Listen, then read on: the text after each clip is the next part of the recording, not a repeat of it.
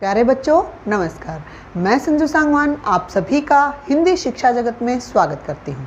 तो बेटा आज का जो हमारा टॉपिक है वो है सर्वनाम। ठीक है, जो सर्वनाम है बेटा वो क्या होते हैं, ये आपसे पूछा भी जाता है कि जो सर्वनाम हैं वो कैसे शब्द होते हैं। तो बेटा ये कैसे शब्द होते हैं जिनमें वचन और कारक के अनुसार परिवर्तन होता है, लिंग वचन और कारक के अनुसार परिवर्तन होता है। तो ये क्या हैं, विकारी शब्द हैं हमारे। कैसे शब्द हैं, विकारी, अर्थात जिनमें क्या हो जाए, विकार उत्पन्न हो जाता है, तो वो क्या कहलाते हैं, विकारी शब्द। और वो कौन से हैं, हमारे सर्वनाम। ठीक है, और जो सर्वनाम शब्द है बेटा वो दो शब्दों से मिलकर के बना है। कौन से, सर्व और नाम। देखोगे, सर्व और नाम दो शब्दों से मिलकर के बना है। फिर कहोगे कि मैडम सर्व और नाम का अर्थ क्या होता है। तो बेटा देखो, सर्व क्या होता है, सर्व होता है सबका, ठीक है, या फिर क्या, समस्त। ठीक है, और जो नाम होता है बेटा वो क्या होती है, वो होती है हमारी संज्ञा। अर्थात क्या कहोगे, अर्थात जो शब्द समस्त संज्ञा पदों के साथ या उनके स्थान पर, क्योंकि साथ तो जुड़ नहीं सकते, तो जो शब्द समस्त संज्ञा पदों के स्थान पर प्रयोग किए जाते हैं वे शब्द क्या कहलाते हैं, सर्वनाम कहलाते हैं। तो आपको इस चीज को ध्यान में रखना है बेटा कि इसकी परिभाषा आपको रटनी नहीं है। हमने एक बड़े ही साधारण तरीके से इसको समझा है कि भाई जहां पर क्या हो कि संज्ञा पद आपको दिखाई देता है और उसके स्थान पर यदि अन्य कोई पद आपको दिखाई दे जो किसका हो, सर्वनाम का हो, तो वो क्या है हमारा, वो संज्ञा के स्थान पर प्रयोग किया जाता है। ठीक है, एक देखो बेटा क्या होता है, असंगत कथन बोले जाते हैं, असंगत वाक्य बन जाते हैं। जैसे हम क्या करें, यदि हम हिंदी व्याकरण में, हिंदी भाषा की व्याकरण में सर्वनाम शब्द का प्रयोग नहीं करते हैं तो जो वाक्य होते हैं वो असंगत हो जाएंगे। कैसे, देखो हमने कहा मोहन की मां से कहता है, मोहन की मां से कहता है कि मोहन की मां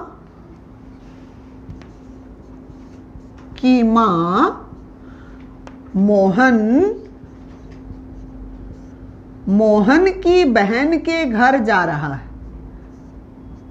मोहन की बहन के घर जा रहा है। ठीक है, क्या कहा कि मोहन की मां से कहता है कि मोहन की मां मोहन की बहन के घर जा रहा है। तो यहां पर क्या प्रयोग किया हमने, मोहन के रूप में हमने संज्ञा शब्द का प्रयोग किया। आप बोल के भी देखोगे तो भी आपको पता चल जाएगा क्या कि जो मोहन शब्द है बार बार आने से जो वाक्य है वो हमारा असंगत हो गया है। तो इसीलिए क्या है, वाक्य को संगत रूप में प्रयोग करने के लिए हमें संज्ञा के स्थान पर सर्वनाम का प्रयोग करना पड़ता है। ठीक है, और वो आवश्यक भी है। देखोगे अब यहाँ पे जब हम सर्वनाम का प्रयोग करते हैं तो कितना अच्छा और असंगत हमें लगता है, संगत हमें दिखाई देगा। क्योंकि अभी क्या लग रहा है, अभी तो हम जब इसको पढ़ेंगे तो हमें असंगत ही दिखाई देगा क्योंकि बार बार सर्वनाम शब्द का प्रयोग किया गया है। अब देखते हैं, मोहन यहां पर क्या हो सकता है, अपनी मां, मोहन अपनी मां से, देखोगे क्योंकि यहां पर क्या है बेटा, यहां पर आपका संज्ञा के स्थान पर सर्वनाम का प्रयोग। मोहन अपनी मां से कहता है कि वह, अब यहां भी मोहन था ना, मोहन अपनी मां से कहता है कि वह अपनी बहन के घर जा रहा है। घर जा रहा है। ठीक है, तो ये क्या है, ये बेटा संगत वाक्य है, क्योंकि यहां पर क्या है, संज्ञा के स्थान पर सर्वनाम का प्रयोग हमने करके वाक्य को शुद्ध भी बना दिया है और व्याकरण की दृष्टि से एक संगत वाक्य ये होता है। ठीक है, तो यहां पर आपको ध्यान रखना है, अपनी क्या है, सर्वनाम है, वह क्या है, सर्वनाम है, यहां भी अपनी क्या है, सर्वनाम है, और किसके स्थान पे आए हैं, संज्ञा के स्थान पर प्रयोग किए गए हैं। तो शायद आपको समझ में आ गया होगा कि सर्वनाम का प्रयोग संज्ञा के स्थान पर कैसे किया जाता है। ठीक है, नेक्स्ट हम देखते हैं, इसी में क्या होता है बेटा, सर्वनाम जो शब्द होते हैं उसको हम कई भागों में विभाजित कर देते हैं। ठीक है, कई भागों में जब हम इसको विभाजित करते हैं, तो वैसे तो एक एज ए नॉलेज के लिए बता रही हूं, यदि आपसे मूल सर्वनाम पूछा जाए, मूल सर्वनाम कितने होते हैं, तो 11 होते हैं। ठीक है, मूल सर्वनाम हमारे 11 होते हैं, क्योंकि जो 6 भागों में विभाजित हैं वो प्रयोग के आधार पर विभाजित हैं। ठीक है, मूल सर्वनाम हमारे 11 होते हैं। कौन से देखोगे, देखो पहले क्या है, मैं होता है।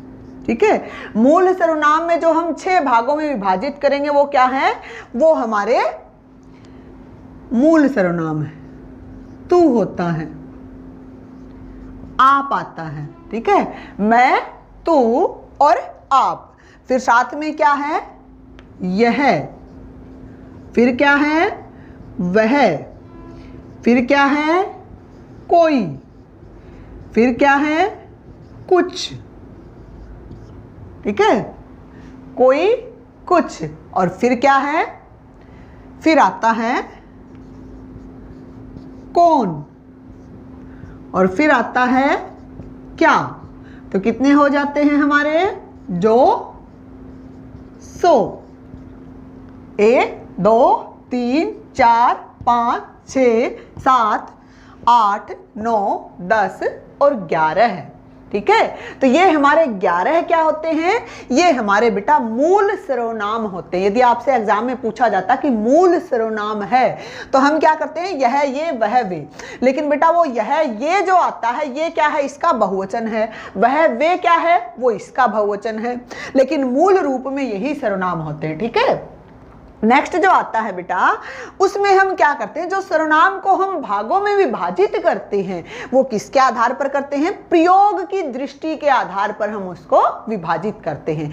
मूल सर्वनाम हमारे यही होते हैं, और जब हम इसको प्रयोग की दृष्टि से विभाजित करते हैं बेटा, तो क्या होता है, तो बेटा इसको हम 6 भागों में विभाजित कर देते हैं। और उसी प्रकार यदि आपसे पूछा जाए कि सर्वनाम कितने प्रकार का होता है, तो सर्वनाम हमारा 6 प्रकार का होता है। ध्यान रखोगे इस चीज को। ठीक है, सर्वनाम कितने प्रकार का होता है, 6 प्रकार का। कौन से, आइए देखते हैं। सबसे पहले है हमारा पुरुषवाचक सर्वनाम। पुरुषवाचक सर्वनाम।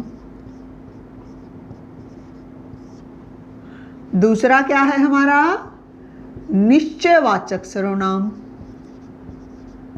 निश्चयवाचक सर्वनाम। और तीसरा क्या होता है, अनिश्चयवाचक सर्वनाम। अनिश्चयवाचक सर्वनाम। ठीक है, और नेक्स्ट आता है हमारा प्रश्नवाचक सर्वनाम। प्रश्नवाचक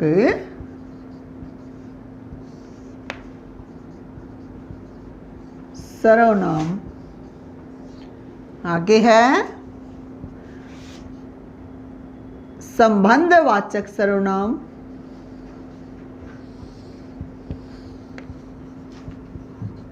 संबंधवाचक सर्वनाम। और नेक्स्ट आता है बेटा निजवाचक सर्वनाम। निजवाचक सर्वनाम। ठीक है, तो ये हमारे कितने होते हैं, ये हमारे 6 प्रकार होते हैं। देखो आप ध्यान रखोगे इस चीज का, कहीं एग्जाम में क्वेश्चन आता है और आप कहो कि मैडम ने बताया है मूल सर्वनाम 11 होते तो प्रकार भी 11 होंगे। नहीं, मूल सर्वनाम का जो स्वरूप है वो 11 है, परंतु प्रयोग के आधार पर जो इसके प्रकार होते हैं वो हमारे 6 होते हैं। उसको 6 भागों में विभाजित किया जाता है। आइए अब जानते हैं हम एक एक करके। सबसे पहले जो आता है वो होता है बेटा पुरुषवाचक सर्वनाम। अब पुरुषवाचक सर्वनाम क्या होता है, ये पुरुष के नाम के स्थान पर प्रयोग किए जाते हैं। साधारण सी एक बात है, पुरुष है तो पुरुष के नाम के स्थान के पास प्रयोग किए जाएंगे, क्योंकि जहां पर पुरुष का नाम होगा उसके स्थान पर इनका प्रयोग हो जाता है। ठीक है, लेकिन क्वेश्चन यहां से नहीं बनता है। क्वेश्चन कहां से बनता है, जो पुरुषवाचक सर्वनाम है वो भी हमारा 3 प्रकार का होता है। कौन सा कौन सा? सबसे पहले होता है बेटा उत्तम पुरुष। उत्तम पुरुष, ठीक है, और फिर होता है हमारा मध्यम पुरुष, और फिर आता है हमारा अन्य पुरुष। देखिए बेटा, एक क्वेश्चन तो यहीं से आपका बन जाता है, क्योंकि जो एग्जामिनर होता है वो कोई और क्वेश्चन न पूछ करके आपसे सीधे सीधे पूछता है कि जो पुरुषवाचक सर्वनाम है उसका एक भेद नहीं है। ठीक है, दूसरा जो क्वेश्चन आता है बेटा यहां से किया जाता है, वो भी मैं आपको बताती हूं। सबसे पहले जानते हैं कि ये है क्या। आप इंग्लिश में जब प्रोनाउन पढ़ते हो तो क्या होते हैं, वो होते हैं आपके फर्स्ट पर्सन, सेकंड पर्सन और थर्ड पर्सन, परंतु जब हिंदी में आता है तो वो आपको क्या बोल दिए जाते हैं, जो फर्स्ट पर्सन होता है उसको उत्तम पुरुष बोल दिया जाता है प्रथम पर्सन बोलने की बजाय। ठीक है, तो ये क्या है, उत्तम पुरुष है, मध्यम पुरुष है और अन्य पुरुष है। जो उत्तम पुरुष होता है बेटा वो कौन होते हैं, वो होता है बोलने वाला, बोलने वाला। ठीक है, मध्यम पुरुष होता है सुनने वाला, सुनने वाला, और जो अन्य पुरुष होता है वो कौन होता है, अन्य प्राणी, अन्य प्राणी, अर्थात न बोलने वाला न सुनने वाला। देखो अभी हमारी कक्षा में मैं कौन हूं, मैं उत्तम पुरुष हूं, क्योंकि मैं क्या कर रही हूं, बोल रही हूं। ठीक है, क्योंकि जो बोलने वाला होता है, जो वो जिन शब्दों का प्रयोग अपने लिए करता है वही तो हमारे उत्तम पुरुष हैं। ठीक है, तो ये चीज आपको ध्यान रखनी है कि जो आपके सामने है। देखो एग्जाम में क्वेश्चन पूछा गया है, कैसे क्वेश्चन पूछा गया है देखते हैं। बस इन चीजों को आपको थोड़ा सा ध्यान से समझना है, मुश्किल नहीं है, लेकिन आप यदि इसको बिना पढ़े बैठते हो तो यहीं से आपके नंबर जो होते हैं वो कट जाते हैं। क्वेश्चन ये आया था बेटा, हम शब्द है। ठीक है, एक तो आपको ऑप्शन में क्या दे, ए ऑप्शन आपको दे, क्या दे बेटा, सर्वनाम, तो वो तो ये है ही। ठीक है, ए ऑप्शन दे सर्वनाम, बी ऑप्शन संज्ञा दे, सी ऑप्शन क्रिया दे और डी ऑप्शन आपको विशेषण दे, फिर तो ये सर्वनाम हो जाता है। परंतु बी ऑप्शन क्या दे आपको, ये पुरुषवाचक सर्वनाम, वो भी ये है पुरुषवाचक सर्वनाम। देखो क्वेश्चन पूछने का मैं तरीका बता रही हूं कैसे वो आपको पजल करते हैं। सी ऑप्शन दे आपको ये उत्तम पुरुष, उत्तम पुरुष, और डी ऑप्शन या तो उपरोक्त सभी या उपरोक्त में से कोई नहीं। ठीक है, इस प्रकार से आपका क्या दे दिया जाता है, क्वेश्चन दे दिया जाता है। और बच्चे क्या है कि हम शब्द हमने पढ़ा कि भाई संज्ञा के स्थान पर जो प्रयोग होते हैं वो तो सर्वनाम कहलाते हैं, बच्चे सर्वनाम को लगाते हैं। फिर जिसने थोड़ा बहुत पढ़ रखा है वो क्या लगाते हैं कि पुरुषवाचक सर्वनाम हो सकता है, लेकिन पुरुषवाचक का भी जो भेद है, यदि उत्तम पुरुष उन्होंने ऑप्शन में दे दिया है तो हम शब्द क्या है, हमारा उत्तम पुरुष है, क्योंकि जो पुरुषवाचक सर्वनाम है उसका ही एक भेद जो है बेटा, उपभेद, भेद नहीं उपभेद क्या है, वो हमारा उत्तम पुरुष है। तो आपको ये ध्यान रखना है कि यदि वो इस प्रकार से प्रश्न पूछता है तो आपको सबसे पहले क्वेश्चन को समझना है। आप क्या करते हो, क्वेश्चन को पढ़ते ही नहीं हो, सीधा अपने ऑप्शन को चूज कर देते हो, चुन लेते हो कि भाई ये मेरा ऑप्शन है। ठीक है। परंतु आप क्वेश्चन को पढ़ोगे और क्वेश्चन को पढ़ने के बाद आप उत्तर को देखोगे, ठीक है। अपना एक उत्तर बनाइए। हम शब्द यदि पूछा गया तो आप पहले अपने माइंड में एक सेट कीजिए कि भाई इसका जो उत्तर होगा वो क्या होगा आंसर। पहले तो ये उत्तम पुरुष है, और यदि उत्तम पुरुष ऑप्शन में नहीं मिलेगा फिर ये पुरुषवाचक सर्वनाम है, और ये भी ऑप्शन में नहीं मिलेगा फिर ये जाकर के क्या होता है, सर्वनाम होता है। तो जब भी हिंदी व्याकरण में आपसे क्वेश्चन पूछा जाता है तो पहले ऑप्शन पर पहुंचने से पहले अपना एक उत्तर तैयार कीजिए, और वो कब कर सकते हो, जब आपने उसको पढ़ा है, ठीक है। अब क्या होता है बेटा, अब मैंने आपको बताया कि भी उत्तम पुरुष होता है बोलने वाला। अब उत्तम पुरुष में मैं हूं तो मैं अपने लिए किन शब्दों का प्रयोग करूंगी। देखो नॉर्मली तो हम अपने लिए मैं शब्द का ही प्रयोग करते हैं। जो औरत होती है वो लगभग अपने लिए मैं शब्द का प्रयोग करती है, परंतु जो प्रशासनिक अधिकारी हैं वो अपने लिए हम शब्द का प्रयोग करते हैं। आदर सूचक शब्द में भी हम अपने लिए हम का प्रयोग करते हैं। यदि हम अपने आप को ज्यादा सम्मान से व्यक्त करना चाहते हैं तो हम क्या करते हैं कि हम ऐसा करते हैं, हम वैसा करते हैं, तो हम अपने लिए हम का प्रयोग कर लेते हैं। अन्यथा हम क्या प्रयोग करते हैं, मैं शब्द का प्रयोग करते हैं उत्तम पुरुष में, ठीक है। और इसको जब हम बहुवचन में बनाते हैं तो हम शब्द का प्रयोग किया जाता है। एक आप ध्यान रखोगे, मैं जो शब्द होता है वाक्य बनाते समय उसमें मैं के साथ मेरा, मैंने, इस तरह के जो मेरा, मैंने या मुझको, इस तरह के वाक्य जो हैं वो प्रयोग नहीं किए जाते। इस तरह के शब्द जो है वाक्य में प्रयोग नहीं होते। जैसे क्या कहें, ये नहीं हो सकता, मैं मेरी पुस्तक पढ़ रहा हूं, ठीक है। अब कहोगे कि मैडम क्यों, हो तो सकता है परंतु ये वाक्य अशुद्ध हो जाएगा। क्या लगाओगे, मैं अपनी पुस्तक पढ़ रहा हूं, मैं अपनी पुस्तक पढ़ रहा हूं। तो ये भी आपको ध्यान रखना है, ठीक है। और मैं और हम किसके लिए प्रयोग होता है, मैं भी किसमें, उत्तम पुरुष में है, और हम भी उत्तम पुरुष में है।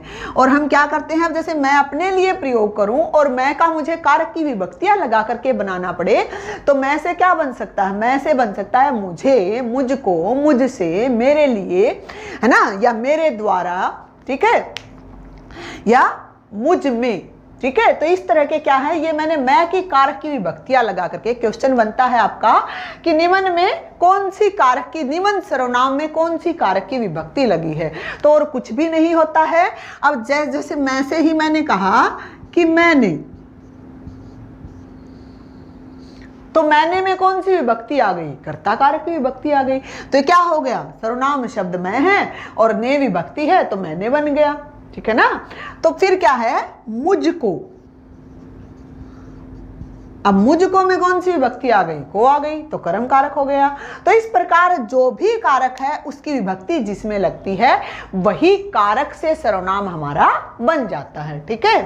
तो नेक्स्ट जो आता है बेटा, फिर क्या बनाते हैं हम, ये तो हमने मैं का देखा, फिर हम बहुवचन है तो इससे क्या बनाते हैं, हम, हमें, हमारा, हमसे, हमारे लिए, हमारे द्वारा।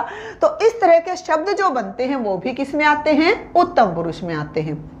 नेक्स्ट हमने किया था मध्यम पुरुष। मध्यम पुरुष में मैंने आपको बताया था कि मध्यम पुरुष कौन होता है, मध्यम पुरुष होता है बेटा सुनने वाला। कौन होता है मध्यम पुरुष,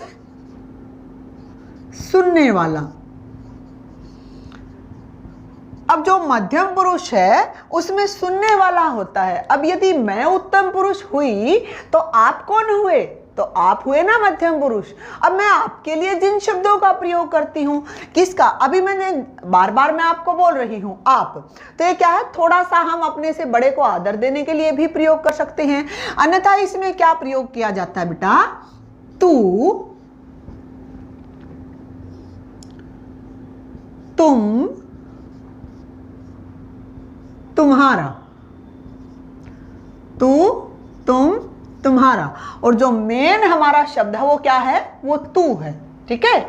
लेकिन हम क्या करते हैं, अपना आत्मीयता जताने के लिए, प्रेम भाव जताने के लिए हम किन शब्दों का प्रयोग कर देते हैं, तू शब्द का प्रयोग कर देते हैं। जैसे हम क्या कहें, तू बहुत प्यारा बेटा है, बहुत प्यारा बेटा है। अब ये किसने प्रयोग किया, ये या तो आपका शिक्षक प्रयोग करेगा, या आपसे कोई बड़ा होगा वो प्रयोग करेगा, या आपके जो माता पिता होते हैं वो प्रयोग करेंगे। तो जहां पर क्या होगा, अपनापन हो या आत्मीयता जताने के लिए जब हम शब्द का प्रयोग करते हैं तो हम तू शब्द का प्रयोग करते हैं। ठीक है, इसमें क्या रहता है बेटा, जैसे आप किसी मित्र से मिलते हो तो भी हम तू शब्द का प्रयोग करते हैं, अपने से छोटों के लिए भी हम तू शब्द का प्रयोग करते हैं, और कई बार हम क्या मतलब एक नेगेटिविटी, नकारात्मकता के लिए भी तू शब्द का, नकारात्मकता कैसे कि कोई हमें पसंद नहीं आता तो उसको हम बेइज्जत करने के लिए भी तू शब्द का प्रयोग कर, देखो कितनी जगह हो रहा है। हम प्रेम करते हैं तो भी शब्द का प्रयोग करते हैं, आत्मीयता जताना चाहते हैं तो भी तू शब्द का प्रयोग करते हैं, और यदि हम अपना मैत्री भाव जताना चाहते तो भी तू शब्द का प्रयोग करते हैं, और किसी को हम यदि बेइज्जत करना चाहते हैं तो भी हम तू शब्द का प्रयोग करते हैं। तो यहां पर कौन है मध्यम पुरुष, सुनने वाला। तो आप अपने लिए किन शब्दों का प्रयोग करते हो, जैसे मैं बोलने वाला हूं उत्तम पुरुष हूं, आप मध्यम पुरुष हो, तो मैं आपके लिए तू, तुम, तुम्हारा, तुम्हारे लिए, तुमसे, ठीक है। तो ये इस तरह के शब्दों का प्रयोग जो करती हूं वो क्या है, मध्यम पुरुष में, और सर्वनाम शब्द है। ठीक है, नेक्स्ट जो आता है वो हमने किया बेटा अन्य पुरुष। अब अन्य पुरुष जो होता है वो कौन होता है बेटा, अन्य पुरुष में मतलब न बोलने वाला न सुनने वाला, न बोलने वाला न सुनने वाला, ना तो उत्तम पुरुष होगा ना ही मध्यम पुरुष होगा। कौन होगा, हम दोनों से बाहर कोई व्यक्ति है या कोई वस्तु है, उसके लिए हम किसका प्रयोग करते हैं, अन्य पुरुष का प्रयोग करते हैं। इसमें किसका प्रयोग किया जाता है, वह जो शब्द है वो हमारा क्या होता है, अन्य पुरुष होता है। और जब इसको हम बहुवचन में बनाते हैं तो क्या प्रयोग कर लेते हैं, वे प्रयोग कर लेते हैं। और कई बार वह से क्या बन जाता है, उससे, उससे, ठीक है, वह से कारक की विभक्ति लगने से उससे, ठीक है। और ये कौन सा कारक है, करण कारक है। तो आपको ये ध्यान रखना है, ये चीजें भी मैं आपको बाद में बताऊंगी कि ये कैसे बनते हैं, परंतु आप ये ध्यान रखोगे, कारक जब मैं समझाऊं उसकी विभक्तियों को अच्छे से याद करो। विभक्तियां लगने से भी हमारे क्या बनते हैं, सर्वनाम बनते हैं। और एग्जाम में एक क्वेश्चन पूछा गया है कि उससे शब्द में कौन सा कारक लगा है, ठीक है, उससे सर्वनाम शब्द में कौन सा कारक लगा है। तो यहां पर आपको ध्यान देना, से हमारा दिखाई दे रहा है और ये कौन सा है, करण कारक है। ठीक है, नेक्स्ट जो आता है इसी में बेटा ये कैसे प्रयोग करते हैं, जैसे हम कहें कि वे जा रहे हैं, ये हमने क्या प्रयोग कर दिया, ये हमने बहुवचन का प्रयोग कर दिया, जा रहे हैं। अन्य पुरुष को लेकर के बच्चे थोड़ा सा पजल हो जाते हैं, ये भी मैं आपको समझाऊंगी। वे जा रहे हैं, वह आ रहा है, वह जाती है। एक चीज और आपको समझ में आ रही होगी, एक तीसरा और पॉइंट लिख के फिर बताती हूं। वह पढ़ता है, ठीक है। अब क्या होता है बेटा, एक आपका क्वेश्चन आता है एग्जाम में, विकारक तत्व कौन से हैं, निम्न में से कौन सा संज्ञा का विकारक है, कौन सा सर्वनाम का विकारक है। तो विकारक क्या होते हैं बेटा, जो किसके अनुसार, सर्वनाम या संज्ञा के अनुसार थोड़ा सा बदल जाते हैं, ठीक है, परंतु क्या है, लिंग नहीं बदलता। ठीक है, जो संज्ञा के विकारक तत्व होते हैं वो तो लिंग, वचन और कारक तीनों होते हैं, क्योंकि संज्ञा में परिवर्तन लिंग, वचन और कारक तीनों के अनुसार होता है। लेकिन जो सर्वनाम के विकारक तत्व है बेटा वो केवल और केवल दो होते हैं, वचन और कारक। ये आप समझ भी सकते हो। देखो यहां पर जो वह है वो क्या है, वह क्या है हमारा, वह हमारा सर्वनाम है अन्य पुरुष, और जो पीछे आया है उस पे इस वह का कोई प्रभाव नहीं है, क्योंकि वह आ रहा है ना, किसमें है, यहां पर हमारा पुल्लिंग है तो वो पुल्लिंग ही है। ठीक है, यहां पर हमारी स्त्रीलिंग है, यहां पर हमारा पुल्लिंग है, परंतु आगे वाला हमारा क्या रहा, सेम रहा। तो वचन और कारक जरूर होते हैं परंतु लिंग आगे वाले के अनुसार परिवर्तित नहीं होता, वो हम जिसके लिए बोलना चाहते हैं उसी के लिए बोलते हैं। तो जब विकारक तत्व पूछे जाएं तो सर्वनाम के दो ही विकारक तत्व होते हैं, वचन और क्या, कारक। और संज्ञा के कौन से, लिंग, वचन और कारक तीनों ही विकारक तत्व होते हैं। ठीक है, आज के लिए इतना ही, बाकी हम करेंगे अगली कक्षा में। तो तब तक आप इसको ध्यान से देखेंगे और नहीं समझ में आता है तो मुझसे कमेंट करके आप पूछ सकते हो। धन्यवाद।